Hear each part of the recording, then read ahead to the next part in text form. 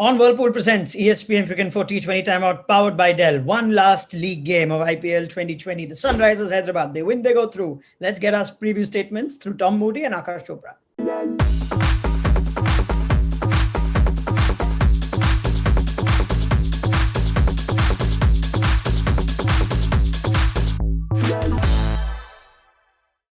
Right, Tom, let's start with you. We're saying teams should look to chase at Sharjah. Your thoughts?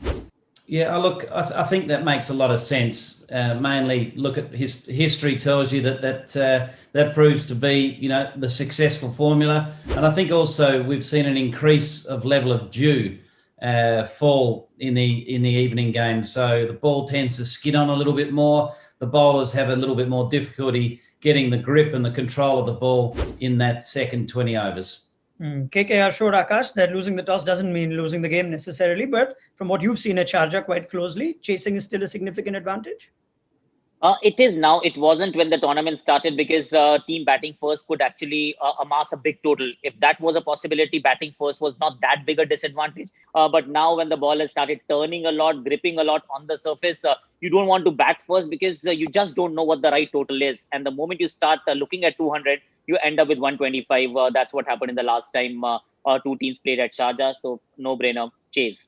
All right, let's go to our next statement. Aakash, we're saying that Mumbai can afford to rest one of their strike bowlers. Well, they can afford to rest one of their strike bowlers, but will they do that is the big question. They did rest Hardik Pandya in the previous game. Rohit Sharma is still due to play after that injury, a layoff. So, yes, theoretically, they can rest a Bumrah, maybe a Bolt, but do you want to do that towards the last league game they play 2 days later? Tom might just be actually in a slightly better position from a coaching point of view. As regards to, do you want to take that foot off the pedal? How important is the rest? I think over to Tom. All right, let's ask Tom then. They're secure top spot, Tom. So does it make sense to rest one of their strike bowlers? Only if the strike bowler is in need of a rest or has a small niggle would be the only reason you'd do it. I'm sure both bowlers would be keen to play. That is Bumrah and Bolt. One's on 23 wickets and Bolt's on 20. So they're both up there in the wicket-taking columns. Unless there's a concern over injury, stick to the same formula, go into the finals winning.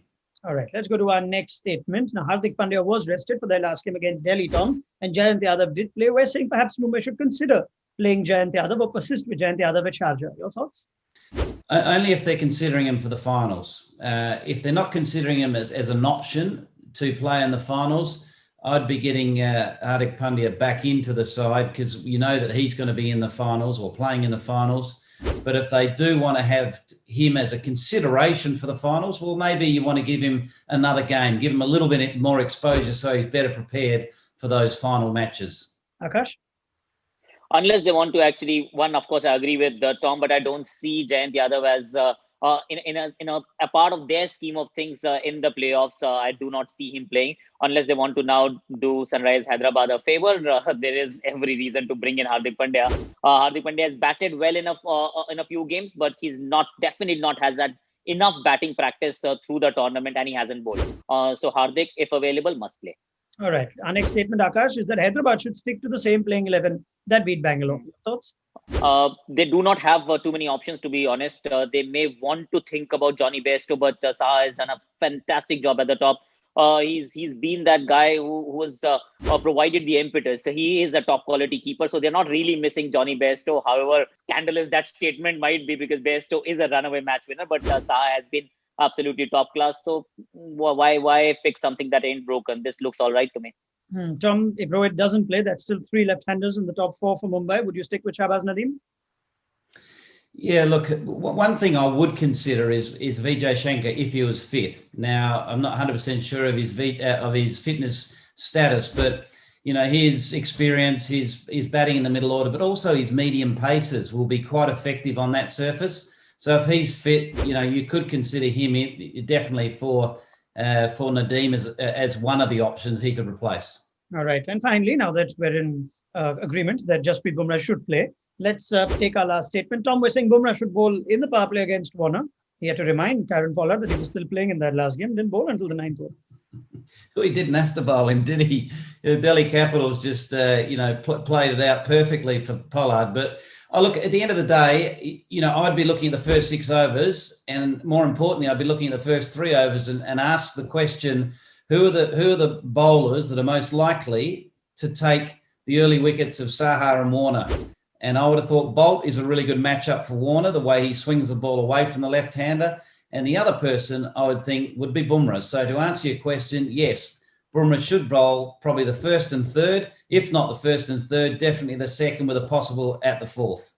We've had this conversation almost throughout the league phase, Aakash. But it seemed like as soon as Kieron Pollard came in as captain, he was very happy to throw the ball to Bumrah first up.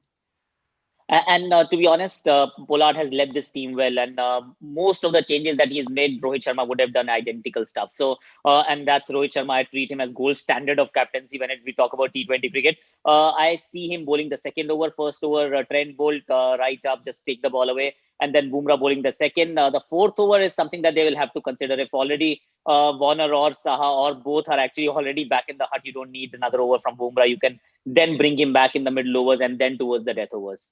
All right, I'd like to wrap this up with a gut feel prediction on the eve of this one. You know all the permutations. It's easy for Hyderabad. They win, they go through. Tom, will your former side do it? Did you say gut or heart? I said gut. Okay. Go heart. Well, my gut tells me Mumbai should win it. Yeah. But don't be surprised. I think this surface, the way that Sharjah is playing now, Sunrisers are very, very close to winning this game. Aakash.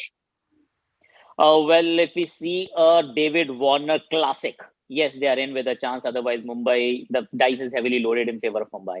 Gentlemen, thank you very much. That's a wrap of every preview from the league phase of this year's tournament on Whirlpool presents ESPN Cricinfo T20 Timeout, powered by Dell.